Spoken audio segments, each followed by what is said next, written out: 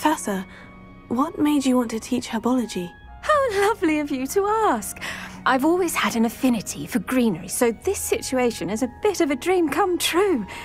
After graduation, I was thrilled to be asked to step in for my old herbology professor. He'd had a slight accident, you see. Oh dear. A shame for him, but it worked out well for you. Well, he never really cared for the plants, and they could sense it. Oh, you'd be surprised how perceptive a plant can be. At any rate, the trouble began one day when he cut into a wigan tree. Unfortunately for him, its leaves were hiding a bowtruckle. You may recall the marvellous creatures that resemble a twig. The little beast gouged the professor's eyes quite fiercely, but terrifying, I'd imagine. Likely for the professor, too. And that's when you took over as the herbology professor? Well, not quite. After 3 weeks at St. Mungo's, my predecessor regained a tiny bit of his eyesight. He insisted on returning to the greenhouse. Within a week, he claims by accident, kicked a Chinese chomping cabbage, so it was back to St. Mungo's for him.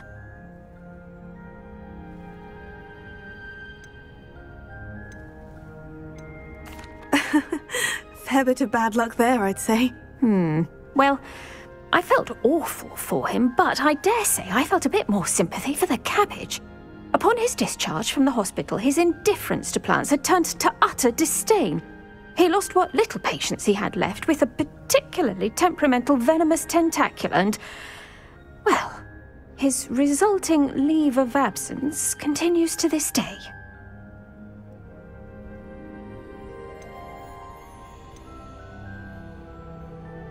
I'm glad everything worked out as it did, and that you're the herbology professor now. Very kind of you to say. I do love these gardens and helping my students grow. Lovely speaking with you. Have a wonderful day. Oh, and remember, be kind to your wigan trees.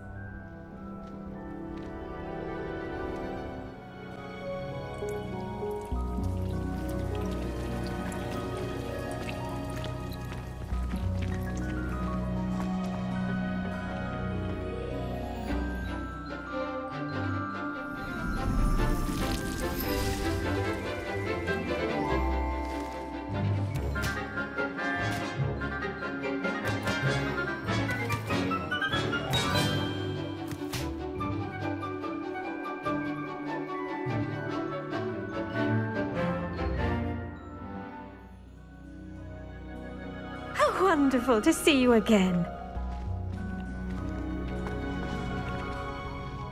I've completed my assignments, Professor. Pleased to hear it. Professor Weasley will be too. I'll be sure to let her know how well you're coming along. Thank you, Professor. Professor Hecat tells me she taught you Levioso, so you should be ready for a more advanced levitation charm. Wingardium Leviosa requires a bit of concentration and a nice, graceful wand movement. Let's see you try your hand at it. When executed correctly, you should be able to pick up boulders as though they were sprigs of sneezewort.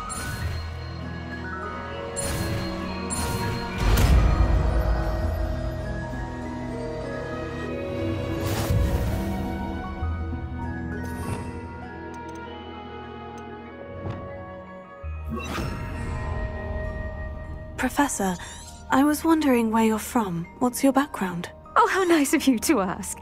Well, let's see. I grew up in London, right on the Thames. That sounds lovely. All the sights and bustle of a city. To some, yes. I used to dream of living in the country, but it wasn't until I came to Hogwarts that I felt truly at home. Mind you, it did take some time, and whilst it is my fervent hope that each student eventually feels as at home here as I do, it is not always the case. I suppose that makes sense. Well, we each bloom differently, don't we? Some of us, like Devil's Snare, thrive in the shadows, whilst others crave the attention of a bouncing bulb.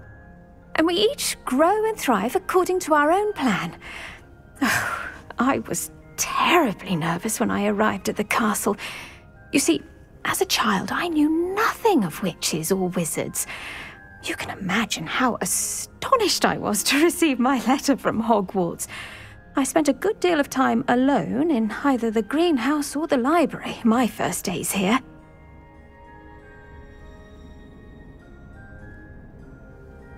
It does take a while to adjust to being here. Precisely, and I was remarkably fortunate. In fact, a 7th year took me under her wing during those first days.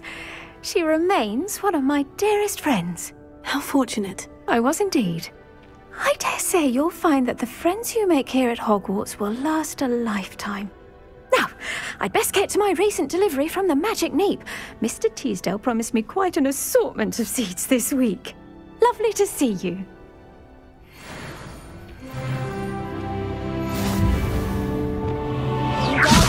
You're a natural.